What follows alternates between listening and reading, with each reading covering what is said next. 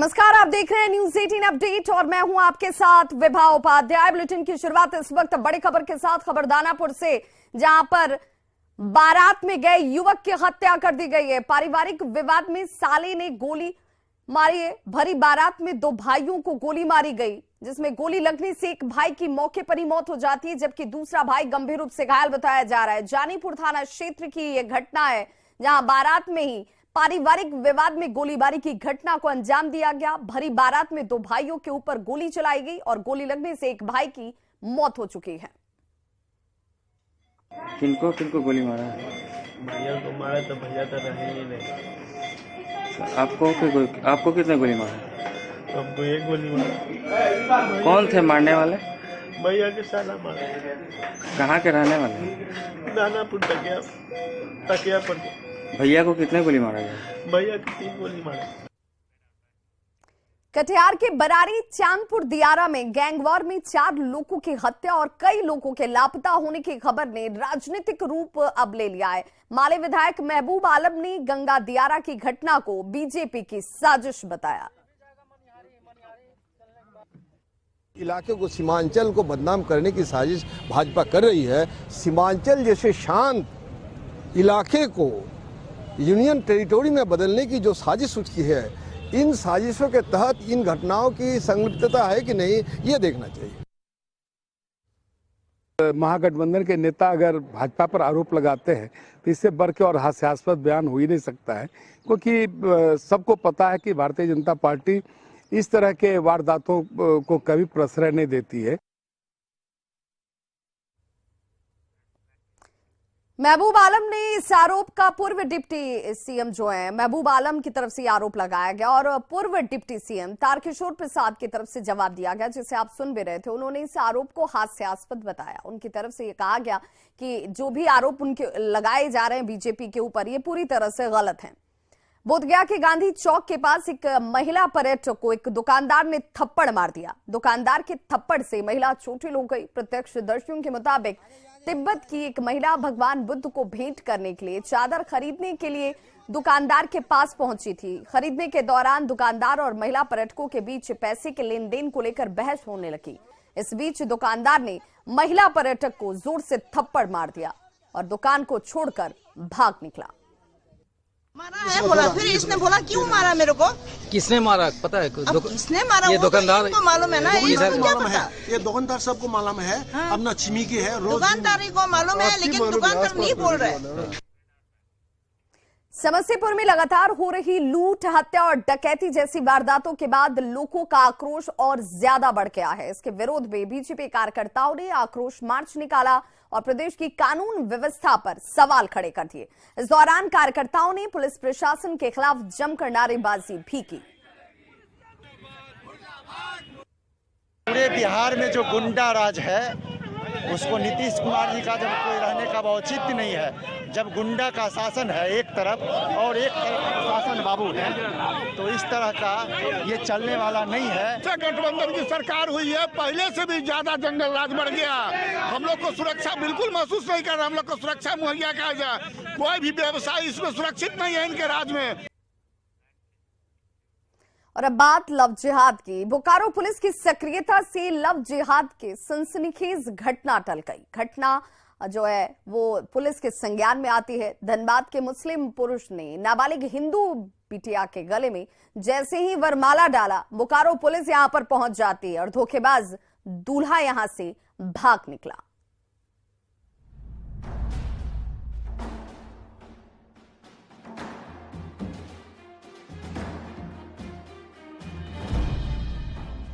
सिर पर शादी का मोर और गले में नोटों की माला। खुद को संजय बेसरा बताने वाला ये शातिर शख्स कभी खुद को पुलिस अफसर बनकर रौब झाड़ता, तो कभी बैंक से कर्ज पास कराने का सब्जबाग दिखाता। बोकारो का एक गरीब परिवार इस बहरूपिये के झांसे में आ गया और उससे नाबालिग बिटिया की शादी ही तय कर डाली। देर रात वो बारात लेकर बोकारो पहुंच गया। वरमाला की रस्म होते ही बोकारो पुलिस क्या पहुंची। ये फरेबी दूल्हा मंडप से उठकर 9-2-11 हो गया। तो तुम्हारे साथ शादी हो रहा था? तो क्या शादी हुआ कि क्या हुआ, फिर कैसे क्या हुआ? नहीं, जयमाला हुआ उसके बाद कुछ नहीं हुआ। पिस्टल भी था क्या? पिस्टल उस्टल भी लेखा था क्या? हाँ, सर लोग आए हैं, हम भी उधर गए थे, तो उसके बाद में देखे सर को, और बाद में उनको बैठने बोले, और बाद में घुस गए। तो कल आपका बेटी से शादी करने आया था क्या? हाँ। तो पहले से तय था ही? हाँ, पहले ही से तय। धनबाद के वासीपुर का रहने वाला ये मुस्लिम पुरुष चास थाने के एक केस में जेल की हवा भी खा चुका है, पर इस बार उसका इरादा लव जिहाद को अंजाम देना था। उसने अपना धर्म छिपाकर बोकारो के गरीब हिंदू परिवार को झांसे में ले लिया। हिंदू युवती से शादी करने की उसकी साजिश सफल भी हो जाती, पर समय रहते भांडा फूटा और बोकारो पुलिस ने दबिश दे डाली। बाजा उजा बज रहा था, बाजा बंद हो गया। पुलिस एक जगह आई, कोई कंप्लेन किया होगा, पुलिस आई, उसके बाद देखे तो कि दूल्हा फरार हो गया। दूल्हा फरार हो गया तो उसके बाद पुलिस से बात विचार हुआ, तो पुलिस भी बोलने लगा कि जेल खटा है, चास जेल में जाके पता कर लो, ऐसे वैसे। बोकारो पुलिस के सामने पोल खुलता देख ये शातिर शख्स भले ही रफ्फू चक्कर हो गया हो, पर बोकारो पुलिस ने उसे ढूंढ निकालने के लिए दिन रात एक कर दिया है। हाँ, अभी हम लोग जाँच में, जैसा कि हम लोग आपराधी के इतिहास से पता किए हैं, वो मुस्लिम समुदाय का ही है और धर्म में छुपाकर ही शादी कर रहा था। बोकारो पुलिस की सक्रियता से लव जिहाद की ये सनसनीखेज घटना टल गई और एक गरीब बिटिया की जिंदगी उजड़ने से बच गई।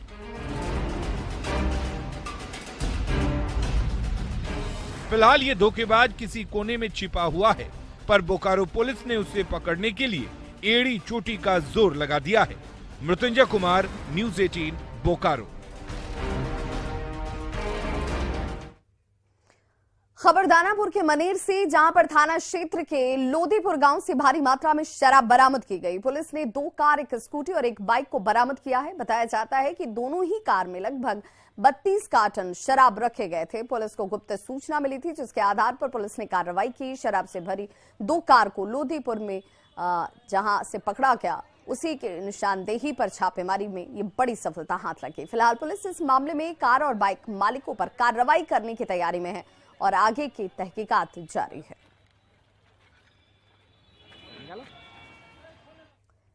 बोकारो में उत्पाद विभाग ने महुआ शराब के कारोबारियों के खिलाफ बड़ी कार्रवाई की है। हरला थाना इलाके के पचौरा जंगल और वास्ते जी के पास से छापेमारी की गई और इस दौरान 6800 किलो जावा महुआ और 400 लीटर तैयार शराब को जब्त किया गया।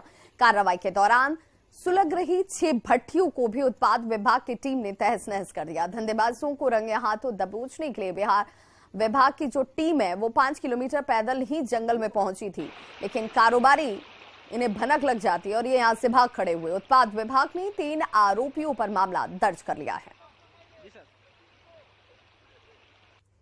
मधुबनी में खाद के अवैध ठिकानों पर छापेमारी के दौरान सदर एसडीएम पर जिला कृषि पदाधिकारी के साथ कथित बदसलूकी के आरोप के मामले में जिला प्रशासन ने अपनी जांच रिपोर्ट वरिष्ठ अधिकारियों को सौंप दी है।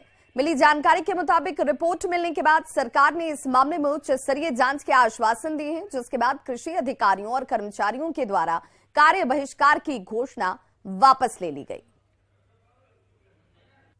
और जो जांच दिया गया है उसमें सारे तथ्यों को शामिल नहीं किया गया है, उसमें और भी जांच के मुद्दे आने चाहिए। सरकार को अब उस गोपनीय रिपोर्ट का अवलोकन कर निर्णय लेना है, उस पर हमें कुछ नहीं कहना है।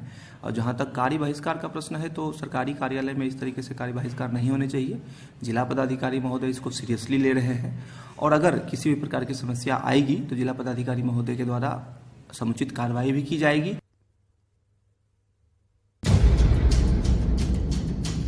अपनी ही किताब बनी जान का जंजाल।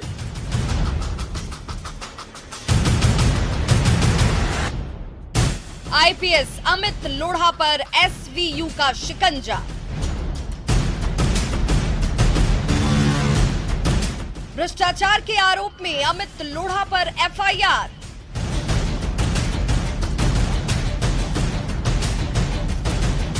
कंपनियों के साथ मिलकर घोटाले का आरोप।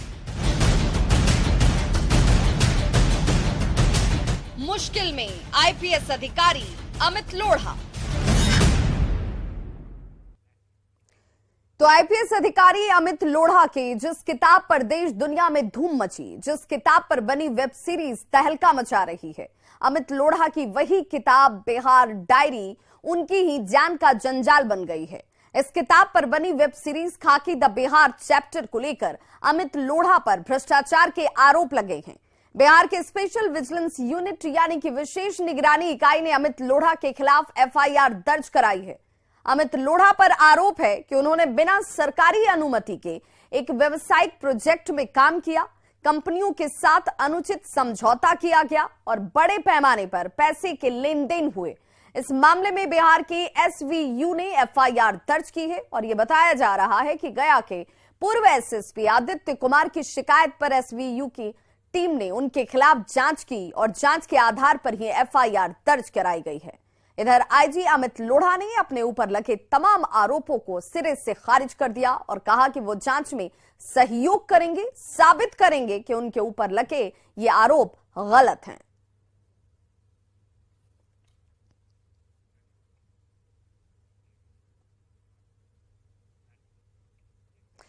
अब जरा जान लीजिए कि आखिर ये पूरा मामला है क्या, जिसमें आईपीएस अमित लोढ़ा की मुश्किलें बढ़ गई हैं। तो आईपीएस अमित लोढ़ा ने बिहार डायरी लिखी, ये किताब जिस पर खाकी the Bihar chapter web series बनती है। इस वेब सीरीज को फ्राइड स्टोरी टेलर ने बनाया है। ओटीटी प्लेटफॉर्म नेटफ्लिक्स ने इसे रिलीज किया। अमित लोढ़ा पर वित्तीय अनियमितता का पूरे मामले में आरोप लगा है। इन कंपनियों के साथ वित्तीय अनियमितता का आरोप अमित लोढ़ा के ऊपर है। सरकारी सेवक रहते हुए व्यवसायिक संलिप्तता का केस अमित लोढ़ा के खिलाफ एफआईआर के तौर पर दर्ज हुआ है। बिहार की विशेष निगरानी इकाई यानी कि स्पेशल विजिलेंस यूनिट एसवीयू ने केस दर्ज कराया है। अमित लोढ़ा पर भ्रष्टाचार के आरोप लगाए गए हैं। निजी लाभ के लिए वित्तीय गड़बड़ी करने का आरोप लगा है। एसयूवी ने सबूतों के आधार पर केस दर्ज किया। गया के पूर्व एसएसपी आदित्य कुमार की शिकायत पर एफआईआर दर्ज हुई। अब जरा ये जान लीजिए कि आरोप आखिर क्या है, जिस आरोप के बाद अमित लोढ़ा की मुश्किलें इस वक्त बढ़ी हुई हैं। कार्यकाल में बिना अनुमति फिल्म बनाई गई, ये उनके ऊपर आरोप है। सरकारी सेवक रहते हुए कंपनियों से अनुचित समझौते किए गए। वेब सीरीज बनाने वाली कंपनी से ₹1 में एग्रीमेंट किया गया। अवैध समझौते की बात कर लें तो इसी अवैध समझौते से करीब 50 लाख की कमाई की गई। एसयूवी ने अमित लोढ़ा के आचरण को भ्रष्टाचार माना है। डीएसपी स्तर के अधिकारी अब इस पूरे मामले की जांच करेंगे। हजारीबाग की गोला गोलीकांड मामले में कांग्रेस विधायक ममता देवी सहित 13 लोगों को कोर्ट ने दोषी करार दिया है। कोर्ट की ओर से कांग्रेस विधायक ममता देवी को दोषी करार दिए जाने के बाद अब पार्टी जो है वो सख्ते में है। कांग्रेस की नजर में 12 दिसंबर को सुनाए जाने वाले सजा पर उनकी निगाहें टिकी हुई हैं। हालांकि पार्टी के नेताओं ने कहा कि उन्हें न्यायालय और न्यायपालिका दोनों पर ही पूरा भरोसा है। उनका यह भी कहना है कि यह आंदोलन एक बड़ी कंपनी के खिलाफ आम लोगों का आंदोलन था। जो घटना घटी है वो ग्रामीणों का एक आक्रोश था, जो एक बड़ी कंपनियों के खिलाफ था जमीन अधिग्रहण मामले को लेकर के। तो हमें यह लगता है कि न्यायपालिका भी इस मुद्दे पे गंभीरता से विचार करेगी और 12 दिसंबर को उनका निर्णय आना है सजा के ये पे। तो हमें लगता है कि पहले निर्णय आ जाने दीजिए, फिर इस पर कुछ प्रतिक्रिया दी जा सकती है, क्योंकि न्यायपालिका है और न्यायपालिका पर हम लोगों को पूर्ण रूप से भरोसा और विश्वास है। पटना और मुजफ्फरपुर में प्रदूषण ने लोगों का जीना मुहाल कर दिया है और स्थिति बेहद खराब होती जा रही है। पटना का न सिर्फ AQI लेवल बढ़ा है, बल्कि अगर PM10 की बात की जाए तो उसमें भी गिरावट नहीं हो रही है। मुजफ्फरपुर में प्रदूषण का असर कम नहीं हो रहा है। यहां भी AQI लेवल अगर देखेंगे तो वो बढ़कर 351 पर पहुंच चुका है। ज्यादा जानकारी दे रहे हैं हमारे संवाददाता रजनीश कुमार।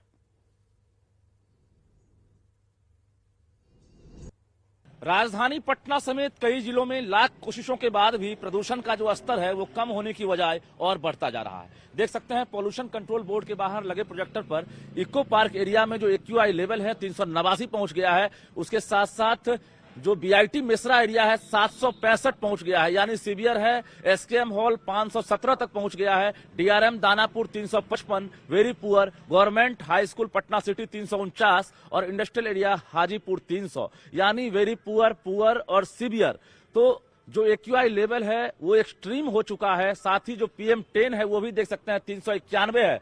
डीआरएम दानापुर एरिया का, government high school 286, industrial area का 337 तक PM10 भी है। तो इसके साथ साथ गया का देखिए आप एक्यूआई लेवल जो है वो नॉर्मल है, लेकिन गवर्नमेंट जिला हाई स्कूल मुजफ्फरपुर 351 तक पहुंच चुका है, वेरी पुअर है। तो मुजफ्फरपुर के साथ साथ राजधानी पटना के कई इलाकों में जो प्रदूषण का लेवल है वो कम होने के बजाय और बढ़ता जा रहा है। ऐसे में सीधा इसका असर जो है स्वास्थ्य पर पड़ रहा है। जाहिर है लोगों को भी समझना होगा कि आखिर प्रदूषण का जो लेवल है जो जिस तरह से बढ़ रहा है उसमें कैसे कमी लाया जा सके। कैमरामैन दीपक के साथ रजनीश कुमार, न्यूज 18 पटना। रामगढ़ के बाजारों में अब सोना चूर धान से निकलने वाला चावल अपनी खुशबू और स्वाद बिखेरने को तैयार है। जी हां, मुराम कला में सोनाचूर धान की खेती यहां के किसान बीते 2 सालों से कर रहे हैं। कम लागत में खेती कर किसान जहां आर्थिक रूप से मजबूत हो रहे हैं, वहीं लोगों को भी इस बेहतरीन किस्म की चावल का स्वाद मिल रहा है। बाजार में ये चावल कम से कम 100 रुपए प्रति किलो की दर से बिकता है। ज्यादा जानकारी दे रहे हैं रामगढ़ संवाददाता जावेद खान। इस वक्त मैं मौजूद हूं रामगढ़ के मुराम कला में। आप हमारे पीछे देख सकते हैं ये धान की खेती को। दरअसल ये आम धान की खेती नहीं है, इसे सोनाचूर धान कहा जाता है। सोनाचूर का आपने नाम सुना होगा। बाजार में 100 रुपये केजी तक इसकी बिक्री होती है। अब बताया गया कि यहाँ के किसान जो हैं इन्होंने प्रयोग के तौर पर सोनाचूर धान की खेती की है, जो काफ़ी अच्छा दिख रहा है। कैमरे के माध्यम से आप देख सकते हैं लगभग 5 फीट धान के पौधे की ऊंचाई है। इन्होंने बताया कि 200 रुपये प्रति किलो इन्होंने इसका बिहन खरीदा था। कैमरे के माध्यम से आप देख सकते हैं सोनाचूर चावल इससे निकलेगा, ये बाज़ारों में जाएगा तो 100 रुपये किलो बिकेगा। सीधे एक महिला किसान से हम बात कराते हैं। देखा जाए तो दरअसल झारखंड में ये धान लगभग नहीं के बराबर होता है, गिने चुने किसान ही करते हैं, लेकिन ये बिहार और छत्तीसगढ़ में अधिक पैमाने पर किया जाता है। अगर वहाँ हो सकता है तो झारखंड में क्यों नहीं हो सकता, ये जांचने के लिए हमने झारखंड में ही भी ये लगाया तो देखा कि मैंने बहुत अच्छा इसकी उपज है और बहुत अच्छे तरीके से हो रहा है। तो मैं यही कहना चाहूँगी कि अगर अच्छा उपज लेना है और अच्छे पैसे इनकम आना चाहिए तो सोनाचूर की धान की खेती लगानी चाहिए, क्योंकि इसमें सुगंध है और ये पर्व त्यौहार ऐसे कुछ अच्छा फेस्टिवल में ये चावल लगाया जाता है, खाया जाता है और ये बहुत अच्छा स्वादिष्ट होता है। इन्होंने जैविक तरीके से सोनाचूर धान की खेती की है, इन्हें काफ़ी सफलता मिली है। चूँकि ये धान जो है छत्तीसगढ़ और बिहार के इलाके में अमूमन किया जाता है, लेकिन झारखंड में इन महिला किसान ने इस बात को साबित कर दिया है कि यहाँ पर भी सोनाचूर धान की खेती की जा सकती है। आप देख सकते हैं खेतों में लहलहा चारों तरफ सोनाचूर का जो धान है यहाँ पर आप देख सकते हैं, और ये कटने को तैयार है। फिलहाल ये तैयार हो गया है। बताया गया 2-3 दिन में ये कट जाएगा और उसके बाद सोनाचूर की सुगंध रामगढ़ के बाजारों में अपनी खुशबू बिखेरने के लिए तैयार है। जावेद खान, न्यूज 18 रामगढ़। वैसे तो कई सामाजिक संस्थाएं हैं जो अपने अपने स्तर से सेवा भावना से काम करती हैं। इनमें सोशल मीडिया से जुड़े शॉर्ट वीडियो कम्युनिटी से जुड़े लोग भी शामिल हैं।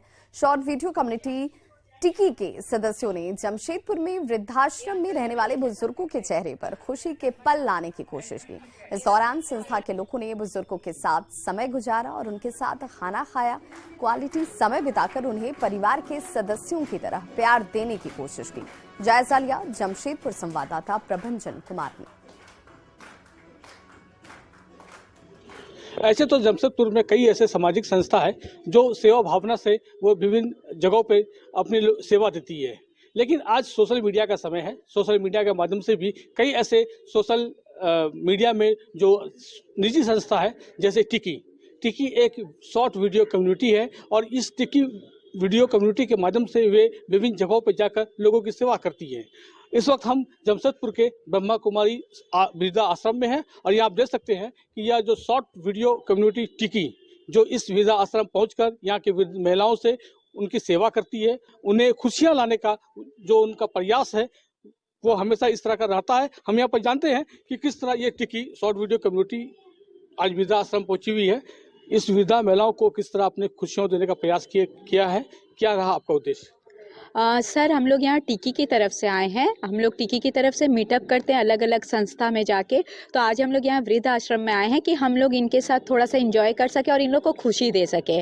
तो हम लोग अपने तरफ से आज यही किए हैं। सब अंकल और आंटियों के साथ हमने डांस किया, खूब मस्ती किया और हम लोग एक साथ बैठ के खाना खाए। तो यही हम लोग का मकसद था यहाँ पे स्पेशली आने का टिकी की तरफ से।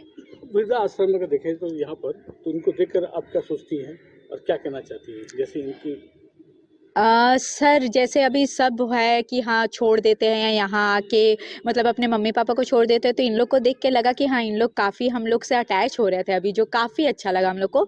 तो हम लोग को ऐसा नहीं करना चाहिए, हम लोग को इन लोग को लेके चलना चाहिए और यही है, प्यार दो और प्यार लो। यही चीज़ हम भी बोलना चाहेंगे कि मतलब इन लोग को हम लोग के साथ का ज़रूरत है, तो हम लोग को इन लोग को अपने साथ ही रखना चाहिए। तो हम लोग थोड़े टाइम के लिए भी जाके यहाँ पर इन लोग के साथ अपना समय बिता रहे तो बहुत अच्छा लगता है। बहुत अच्छा लगा और हम लोग को खुशी मिलती है आप लोग आने से, आप लोग से मिल के खुशी लगती है। हाँ, लगते है कि मेरे बच्चे सब आए हैं। हाँ, इस तरह का खुशी हम लोग बहुत महसूस करते हैं। यही खुशी आप लोग हमेशा, अच्छा लगा। आप लोग आइए, हम लोग को खुशी दीजिए, हम लोग से भी कुछ लीजिए। हम लोग का आशीर्वाद भगवान की तरफ से आप लोग को सबको, हम लोग का आशीर्वाद भगवान से सबको आशीर्वाद है। खुश रहिए। बच्चे लोग जो आए हैं ये हम लोग का बहुत अच्छा एंजॉयमेंट किए हैं और हम सब इनको आशीर्वाद भवन की ओर से आप सबके आशीर्वाद देते हैं। आप देख सकते हैं कि इसमें बच्चे, छोटे छोटे बच्चे भी हैं जो शामिल हैं इसमें, और उनका प्रयास है कि वे वृद्धा आश्रम पहुँचकर, इसके अलावा और भी कई जगह पहुँचकर जो सेवा भावना के साथ जो काम करते हैं, उनका प्रयास है कि एक बेहतर काम हो, एक सुंदर काम हो, जिससे हमारा समाज, हमारा देश, हमारा राज्य का बेहतर काम हो सके। प्रभंजन कुमार, न्यूज़ 18 जमशेदपुर।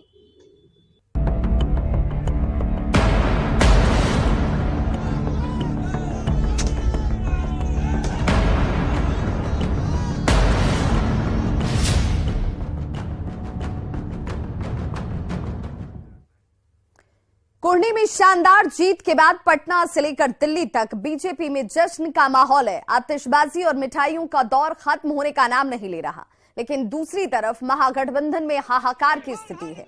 इस हार ने महागठबंधन में दरार की स्थिति को पैदा कर दिया है। महागठबंधन के नेता अब एक दूसरे पर हार का ठीकरा फोड़ने में जुट गए हैं। कोई महागठबंधन के नेताओं में आपसी सामंजस्य को इसके लिए जिम्मेदार ठहरा रहा है, तो कोई अपराध को खलनायक बताने में जुटा है। कांग्रेस ने तो सीएम नीतीश कुमार के महत्वाकांक्षी परियोजना शराबबंदी को ही हार के लिए जिम्मेदार ठहरा दिया।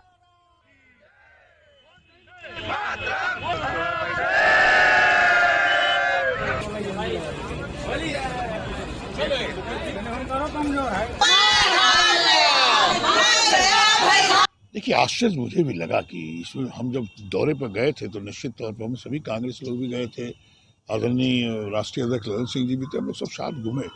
लग रहा था कि बहुत भारी बहुमत से जीतेंगे, लेकिन जब वहाँ पे राजनीति ये, जब भारतीय जनता पार्टी जदयू के साथ था, शराबबंदी जब हुआ सदन में, सभी लोगों ने, सभी पार्टी ने मिलकर शराबबंदी की थी। वहाँ इन लोगों ने क्या किया, जब हट गए भारतीय जनता पार्टी, तो वहाँ गेम ये किया कि सभी जो ताड़ी पीने वाले देखे, विरोध हुआ। माननीय मुख्यमंत्री जब मंच पर थे और ताड़ी लेके सभी लोग, पारसी समुदाय के लोग और मुशहर लोग, जितने लोग थे, करीब 20-25 हज़ार वोटर, बिल्कुल भारतीय जनता पार्टी ने उसको बरगलाने का काम किया। और ये शराबबंदी लेके जो ताड़ी खोलिए लेके जो नहीं हुआ, इसके चलते निश्चित तौर पर उसमें नाराजगी थी और हमको लगता है कि वो लोग, सारे लोग बीजेपी को वोट कर दिए हैं, इसलिए उनकी जीत हुई है। लेकिन जहाँ तक और सब जातियों का, शराबबंदी तो जनता के हित में है, परिवार के हित में है, लेकिन उसको बरगलाने का काम ही भारतीय जनता पार्टी ने किया। जब तक आप सरकार में थे तो उसकी चर्चा नहीं करते थे, सपोर्ट करते थे। शराब मिल भी रहा है, ये हम भी मानते हैं, लेकिन पदाधिकारियों का दोष है। तस्करों से मिलके पदाधिकारी शराब को अंदर आने दे रहे हैं और यहाँ बिक रहा है। इसको कड़ाई से पालन करना होगा, पदाधिकारी पर कार्रवाई करनी होगी, और नहीं होगा फिर से समीक्षा की जाएगी। तो इस बुलेटिन में बस इतना ही, लेकिन चलते